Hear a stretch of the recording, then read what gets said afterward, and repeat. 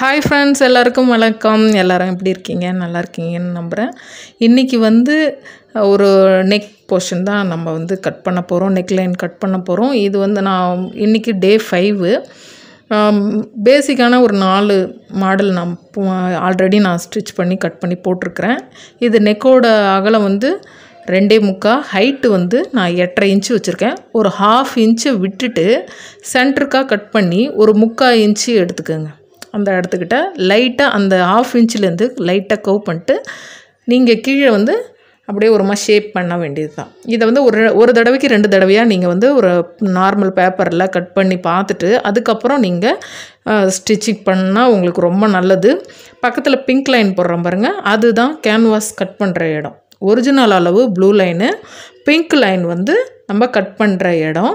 Extra நீங்கள் சைடில் அதே ஷேப் கட் பண்ணணுன்ற எந்த ஒரு அவசியமும் கிடையாது. உங்களுக்கு எப்படி சைடில் ஸ்டிச் பண்ணுறதுக்கு தேவைப்படுதோ அந்த அளவுக்கு கட் பண்ணிக்கிங்க. நான் மேலே ஃபுல்லாக கட் பண்ணல, ஒரு 1/2 இன்ச்சு விட்டு நெக் ஷேப்பை நான் கட் பண்ணிக்கிறேன்.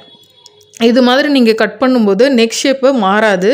உங்களுக்கு ஸ்டிச் பண்ணும்போது ரொம்ப ஈஸியாக இருக்கும். இப்போ நான் லைனிங் துணியில் எடுத்து வச்சு நீங்கள் அயர்ன் பண்ணுறனாலும் அயர்ன் பண்ணிக்கிங்க. நான் ஸ்டிச் பண்ணி தான் இப்போ 4 ஷேப்பு நெக்லைன் ஷேப் நான் கட் பண்ண வீடியோஸ் எல்லாமே பின் பண்ணி ஸ்டிச் பண்ண வீடியோ தான் போட்டிருக்கேன். அயர்ன் பண்ண வீடியோ உங்களுக்கு அயர்ன் பண்ணி காமிக்கணும் அப்படின்னா நான் கண்டிப்பாக அயர்ன் பண்ணி காமிக்கிறேன். அப்பயுமே நம்ம ஸ்டிச் பண்ணுற மாதிரி தான் இருக்கும். சுற்றி ஒரு 1/2 இன்ச்சுக்கு நீங்கள் எவ்வளோ ஸ்டிச்சு விட்டுருக்கீங்களோ அது மாதிரி பார்த்துக்கிட்டு ஒரு 1/2 இன்ச்சுக்காக நீங்கள் சுற்றி லைன் விட்டுக்குங்க. அதில் சின்ன சின்ன நாச் போட்டுக்குங்க. அப்போ தான் உங்களுக்கு ஸ்டிச் பண்ணும்போது திரும்பி வர்றதுக்கு ஈஸியாக இருக்கும். நீங்கள் ஸ்டிச் பண்ணும்போது கஷ்டப்படவே தேவையில்லை. மேலே நம்ம கொஞ்சம் விட்டுருக்கோம் இல்லையா, அந்த லைனை ஃபஸ்ட்டு ஸ்டிச் போட்டுருங்க. இப்போ நம்ம கேன்வாஸ் மேலே தான் ஸ்டிச் போட போகிறோம். அப்போ தான் நகராமல் இருக்கும். நம்ம கிளாத் மெயின் ஃபேப்ரிக்கில் வச்சு தான் கிளாத்தில் ஸ்டிச் பண்ணுவோம். இப்படி ஸ்டிச் பண்ணும்போது ஃபஸ்ட்டு நம்ம கேன்வாஸ் மேலே வச்சு ஸ்டிச் போடணும். அதை அந்த லைன் பார்டர் வருகிற மாதிரி இருக்குல்ல, அந்த லைனில் ஸ்டிச் பண்ணுங்கள்.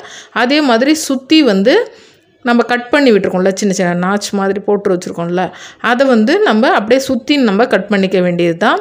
ரொம்ப சிம்பிளான மெத்தடு தான். நீங்கள் ஒரு நாளைக்கு ஒரு நெக்கு லைன் நீங்கள் இன்கேஸ் புதுசாக பிகினர்ஸாக தைக்கிறவங்களுக்கு நெக் லைன் என்ன ஷேப்பு நம்ம புதுசாக ட்ரை பண்ணுறது அப்படின்ற ஒரு குழப்பத்தில் இருக்கிறவங்களுக்காக தான் நான் இதை போடுறேன். இது உங்களுக்கு ஒரு ட்ரெயினப் மாதிரி தான் இருக்குன்றதுனால தான் நான் இதை கண்டினியூ பண்ணுறேன். நீங்கள் கண்டினியூவாக வாட்ச் பண்ணி ஒரு நாளைக்கு ஒன்றுன்னு நீங்கள் கட் பண்ணி ட்ரை பண்ணுங்கள். நார்மலாக நம்ம ட்ரெஸ்ஸில் பண்ணணுன்னு அவசியம் இல்லை. நீங்கள் சாதாரணமாக லைனிங் கிளாத்தில் கூட இது மாதிரி கட் பண்ணி ரவுண்ட் பண்ணி பார்த்து அடுத்தது நல்ல கிளாத்தில் நீங்கள் வச்சு பண்ணுங்கள். இதில் சென்ட்ரு மார்க் பண்ணிக்கிங்க. சென்ட்ரு நகர்ந்துருச்சுன்னா நெக்கோட ஷேப் மாறிடும். எப்பயுமே நீங்கள் புதுசாக தைக்கிறவங்க நெக்லைன் நம்ம மார்க் பண்ணும்போது சென்ட்ரல் லைன் மார்க் பண்ணிக்கிங்க. இது மெயின் ஃபேப்ரிக்கில் நான் சென்ட்ரல் லைன் மார்க் பண்ணிக்கிறேன். நீங்கள் எல்லாத்துலேயுமே உங்களுக்கு பெஸ்ட்டு சாய்ஸ் சொல்கிறது நான் பின் பண்ணிக்கிங்கன்னு தான் சொல்லுவேன். இது மாதிரி இருக்கிறபோது நகராமல் இருக்கிறதுக்காக பின் பண்ணிக்கிங்க. இப்போ பின் பண்ணிவிட்டு நம்ம கேன்வாஸ் மேலே படாமல் பக்கத்தில் கிளாத் இருக்கு இல்லையா, அந்த லைனில் தான் நம்ம ஸ்டிச் போட்டுட்டு வர போகிறோம். அப்போ தான் 2.25 நம்ம நெக்கோட அகலம் வச்சுருக்குறோம். அந்த அகலமும் ஹைட்டு 8.5 இன்ச்சு வச்சுருக்கோம். அந்த ஹைட்டும் நமக்கு கரெக்டான அளவில் நிற்கும். நான் 8.5 வச்சுருக்கேன். உங்களுக்கு 2.5 இன்ச்சு வேணும்னாலும் வச்சுக்கலாம். கீழே 8.5க்கு பதிலாக இன்கேஸ் நமக்கு சின்ன சைஸாக வேணும், 7.5 மேக்ஸிமம் 7.5லேருந்து இதை ஸ்டார்ட் பண்ணிங்கன்னா இந்த நெக்கு நல்லாயிருக்கும். 6 கிட்ட வைக்கும்போது இந்த நெக்கு கொஞ்சம் பார்க்குறதுக்கு நெக்கு ஷேப் சரியாக தெரியாது. அதனால் மேக்ஸிமம் 8க்கு மேலே அபோவ் இருந்துச்சுனாலே இந்த நெக்கு பார்க்க அவ்வளோ அழகாகவும் நீட்டாகவும் இருக்கும். நீங்கள் கண்டிப்பாக இதை ட்ரை பண்ணி பாருங்கள். இது மாதிரி டிசைனர் ப்ளவுஸில் இது மாதிரி ஸ்டிச் போட்டுட்டு நீங்கள் உள்ளே டர்ன் பண்ணிவிட்டு அதுக்கு மேலே லேஸ் வைக்கும்போது உங்கள் கிளாத் எங்கேயுமே சுருங்காது.